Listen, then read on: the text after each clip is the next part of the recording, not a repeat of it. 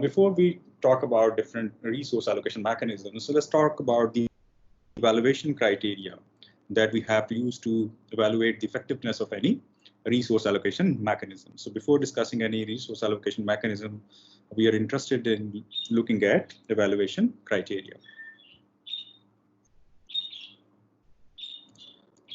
Evaluation criteria.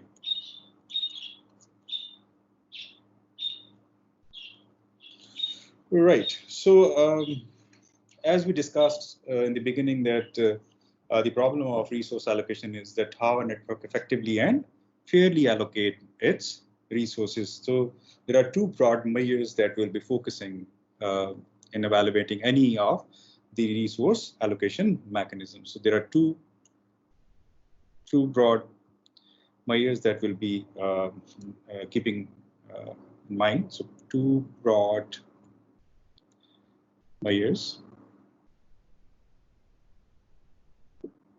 Number one is called effective resource allocation.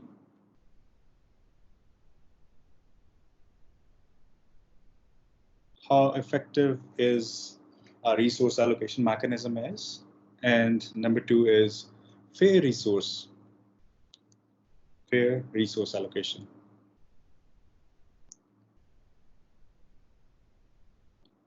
How fairly a resource allocation mechanism is managing the resources of resources in a network. So let's briefly talk about the first measure, and the first measure is effective resource allocation. So the first measure is effective resource allocation. All right, so when we talk about effective resource allocation, we consider two principal metrics of networking. So this effective resource allocation mechanism needs to consider two principal. It should be considering two principal metrics of networking. What do you think? What are these two principal metrics? Any guess? Yes, you're right. One is called throughput.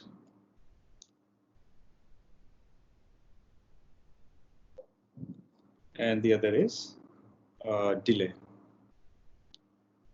So, we will, when we talk about the effective resource allocation, so basically we're talking about how much throughput we'll be getting by using a resource allocation mechanism, and how much we have minimized the delay, right? So, but the problem here is, I mean, we want to maximize the throughput. We want to send as many packets as we would like in the network. But the problem here is, the problem with this strategy, where we want to send as much we want with a little delay, is so the problem here is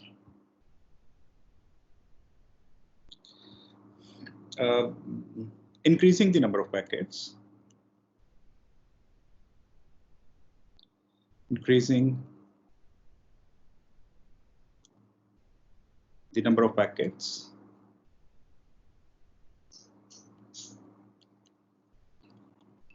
in the network also increases the length of the queue. Also increases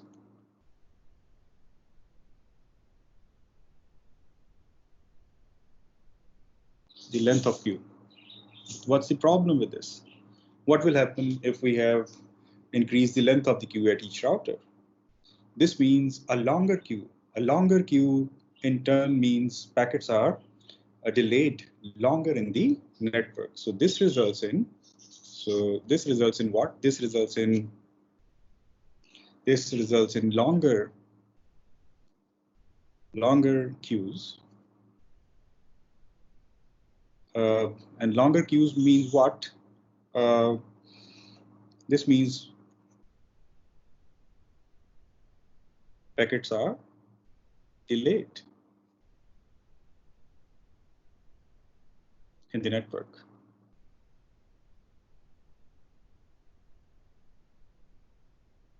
Right. So obviously, the effective resource allocation mechanism is focusing on the two principal metrics of networking, that is to maximize throughput by sending as much packets as we want. But the problem with such a mechanism is that if we increase the number of the packets in the network, this means this will also increase the length of the queue in a router. So if the length of the queue in a router is increased, this means we will have longer queues. If a queue is longer, this means this means packets are delayed in the network. So that's why the important thing is to keep consideration, keep the ratio of throughput to delay into consideration for evaluating the effectiveness of our resource mechanism. So rather than only thinking about sending too many packets in the network, we would like to look at these two or evaluate these two principal metrics of networking in terms of the ratio of throughput to delay. So it's important. So it's important that we have this this ratio of throughput and, yes, you're right, delay. Right. So by the way, this ratio between throughput and delay is called power. So rather than only focusing on the throughput and sending too many packets in the network and then resulting into longer queues means the packets are delayed in the network, we want to keep this ratio into consideration in effective resource allocation mechanisms, and this is called power. This is called, in fact, power of the network. Power of the network. Right. So power of the network is a ratio basically between throughput and delay. And obviously, if we want to maximize the power, so what we have to do, yes, you're right, we have to minimize the delay, right? So this is an interesting, ratio that that an effective resource allocation mechanism needs to consider. By the way, this was proposed by MM1 queuing network.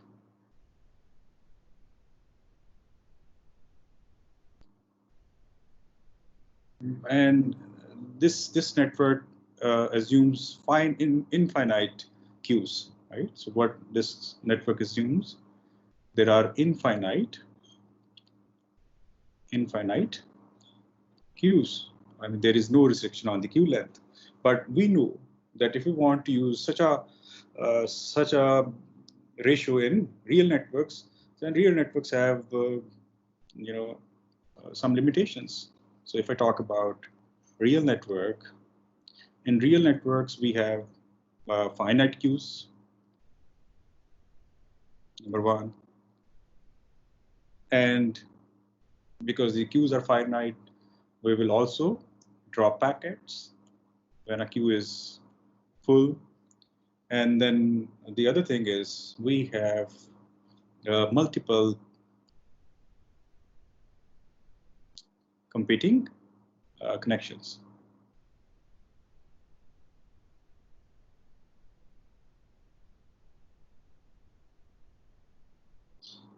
So we have multiple competing connections to have the access of the resources. So the objective should be to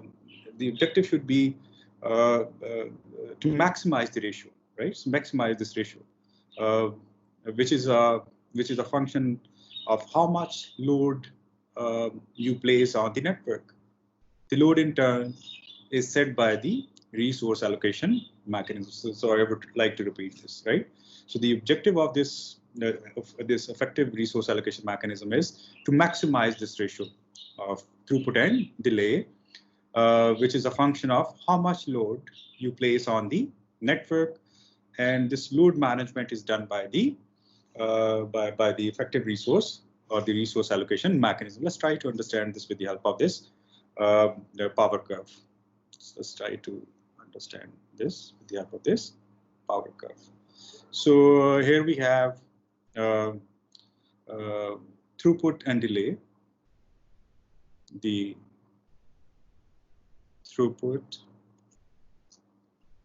and delay ratio, right? As a function of load, right? And let's assume that this is the power curve.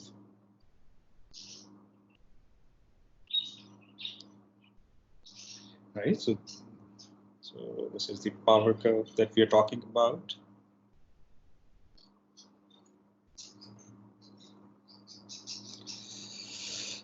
Okay, and let's assume that here is the optimal power.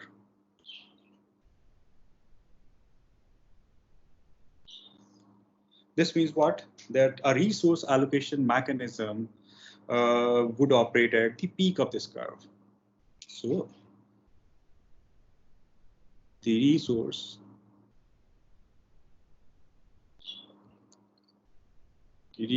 allocation mechanism would operate at the peak of this curve.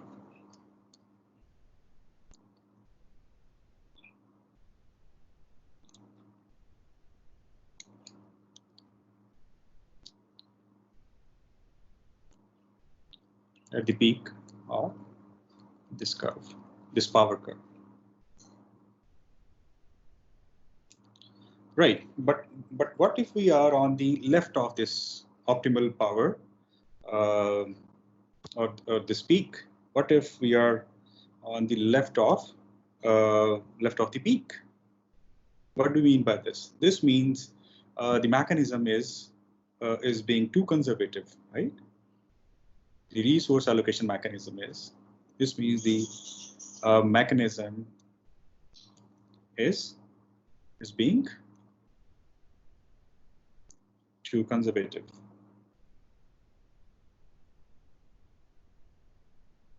Means we are not sending enough packets in the network. And what if we are on the this side of right side of the curve? This means what?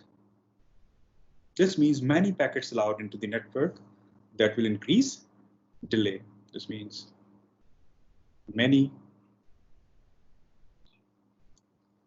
packets allowed into the network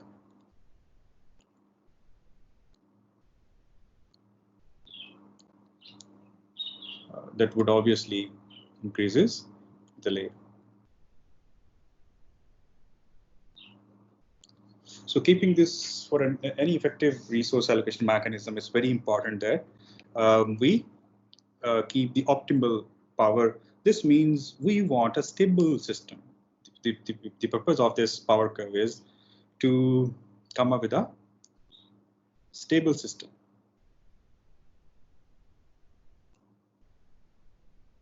Okay, so what do you mean by a stable system? It's very simple. A stable system is the one where packets continue to get through even when the network is operating under heavy load. Okay, this means packets continue to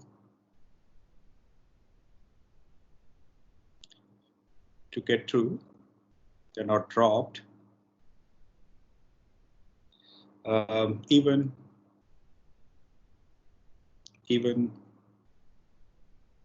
when the network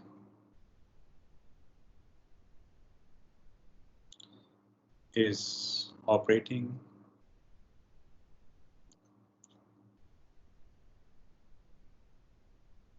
under heavy load.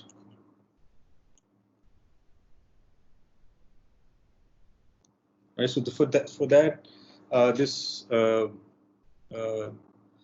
this optimal power or this ratio is very important, right? So that it's possible that a network may experience congestion collapse if a mechanism is not stable. It's a very important thing to understand, right? So if a resource allocation mechanism is not resulting into a stable network, this means we may come across or a network may experience congestion collapse.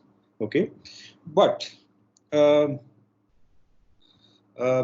but the important thing is the problem with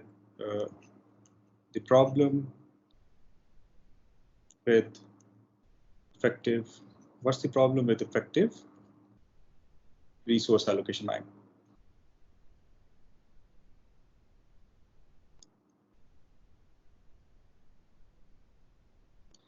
So what do you think? What's the problem with effective resource allocation mechanisms? So the effective utilization of the network is not the only criterion for judging a resource allocation mechanism. So number one, we need to take into consideration that effective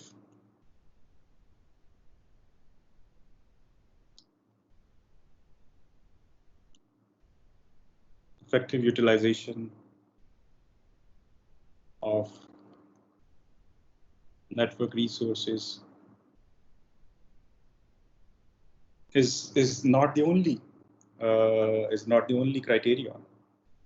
Is not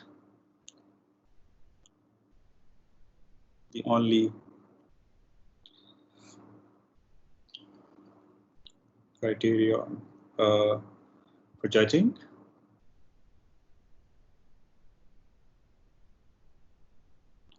a resource allocation mechanism.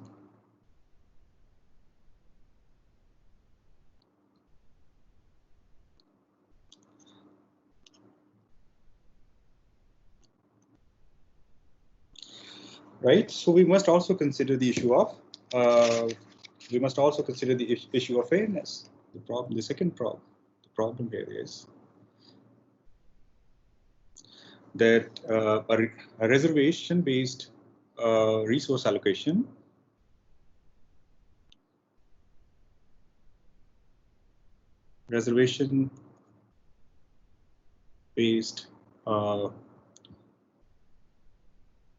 resource allocation create controlled unfairness.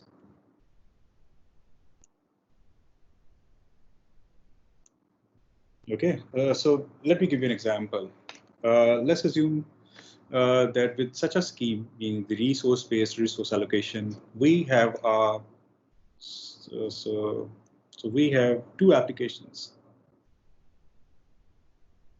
So let's assume we have two applications using a link based on resource reservation. One application is a file transfer, and the other application is a multimedia application.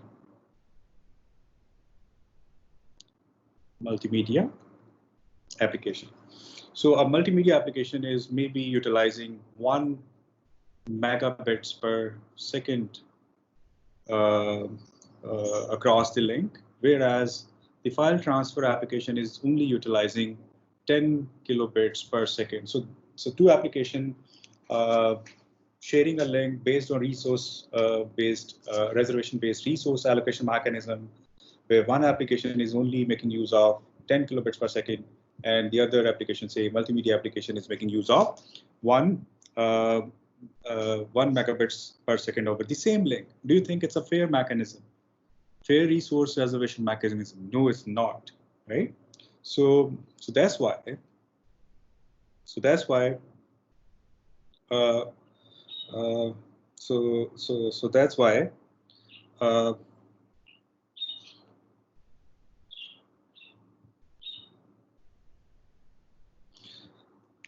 So we would like for each flow to receive an equal share of the bandwidth, right? So we would like each flow to receive equal share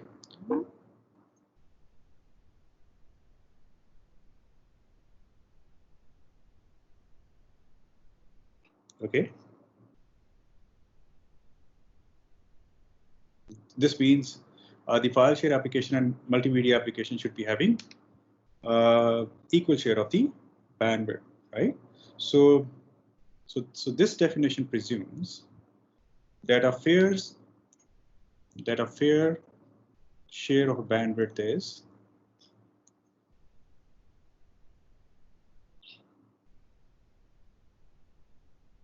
that a fair share of the bandwidth means an equal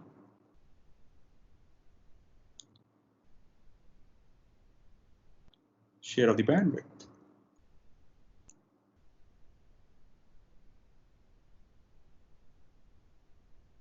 Right. And by the way, this covers our second evaluation criteria that was based on fair resource allocation. Right.